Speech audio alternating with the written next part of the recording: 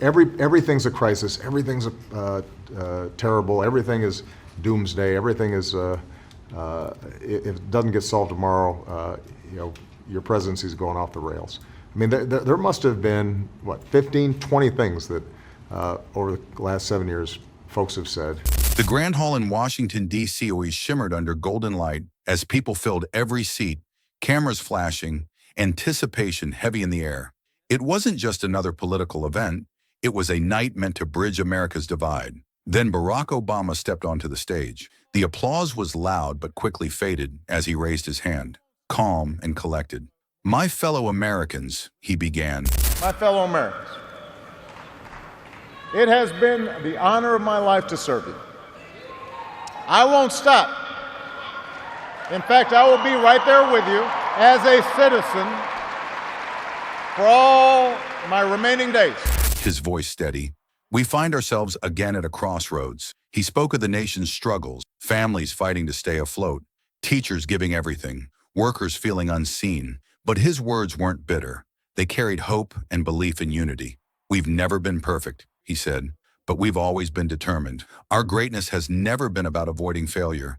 It's about believing in each other." The crowd listened closely, drawn in by his quiet sincerity.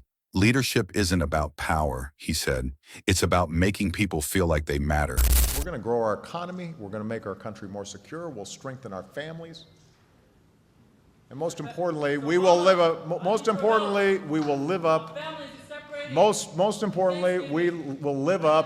to our character as a nation.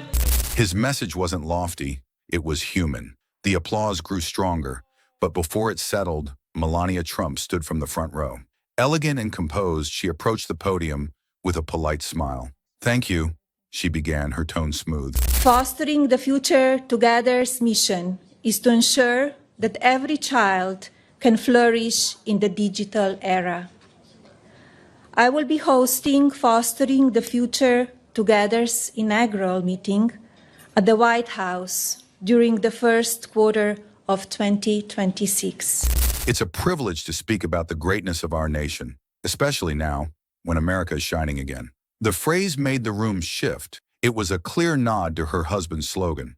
"For too long, America suffered from weak leadership," she said. "Our people were ignored, our traditions forgotten. But under President Trump, strength has returned." Some clapped, others sat still. I feel that I see the connection with the American people and my husband, and he created a movement, and the crowd and the people that are behind him, it's unbelievable to see. Her words were deliberate, a graceful challenge. Then her tone sharpened. "It's easy to talk about unity," she said, glancing at Obama. "But real leadership is about results.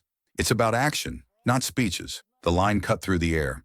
"Some talk about grace," she added, "but grace isn't words. It's how you act when you lead." The applause that followed was uneven. Obama sat still, his expression unreadable. Then, with quiet composure, he stood. "You know," he began softly, "one of the great things about this country is that we can disagree and still share the same stage." The crowd went silent. The idea held by generations of citizens who believe that America is a constant work in progress, who believe that loving this country requires more than singing its praises or avoiding uncomfortable truths. It requires the occasional disruption, the willingness to speak out for what is right, to shake up the status quo. That's America. "Every leader believes they're doing what's best," he continued. "But the real question is, better for who?" He let the words sink in. Greatness isn't measured by slogans or rallies. It's measured by the lives of those who can't afford to be in rooms like this. Those people don't need slogans, they need solutions. The audience broke into applause, warm and real. Obama's voice deepened. "Real leadership means facing the truth, not painting over it. America still has work to do, and that's not weakness, that's honesty." He turned slightly toward Melania. "It's easy to say everything's perfect when you're standing in comfort," he said, calmly. "But it's harder when you're listening to those who aren't. Grace isn't about who smiles the longest. It's about what you do when no one's clapping." This is it. It's over. We had the Gulf oil spill, worst environmental disaster in history. Everybody said, "Oh, he's handling this terribly." A year later, nobody was talking about it, and in retrospect, it turns out that we handled that as well as any environmental crisis has been handled. It's compassion. It's lifting others up instead of tearing them down. The applause this time was louder, filled with emotion. Obama sat down, dignified as ever. Melania hesitated but rose again. "Thank you, Mr. Obama," she said, her tone polite but firm. "It's always nice to hear beautiful words, but America is tired of words. It wants action. You talk about grace, but where was that grace when you were in office? You left Americans divided and disappointed." Then she paused, eyes cold. "Maybe you should show some of that grace, or better yet, your original birth certificate." The hall froze. Gasps rippled through the crowd. It was a cruel echo of an old insult, meant to undermine Obama's identity.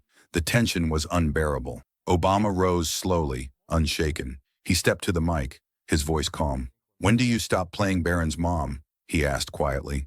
The silence deepened. It wasn't anger. It was reflection. He had mirrored her cruelty, showing its smallness. "It's easy to throw stones when you think no one can throw them back," he said softly. "But grace means knowing when to stop, choosing dignity over noise." His voice carried through the hall. "You can question my record," he said, "but when we start questioning people's humanity, we lose ourselves." He looked at her steadily. "You say America wants action. You're right. But action without compassion is just power without purpose." The room stayed still for a long moment. Then slowly, people began to rise, applauding. Not for spectacle, but for something deeper. Obama stepped back from the podium, calm and resolute. Melania stood frozen, her practiced smile faltering for just a second. As the applause grew, it was clear to everyone there that two visions of America had clashed that night. One loud and proud, the other quiet but powerful. And in the end, it wasn't the sharpest words or the strongest voice that won the room. It was grace, the kind that doesn't shout but stands firm, the kind that Barack Obama had just shown, not by talking about it, but by embodying it.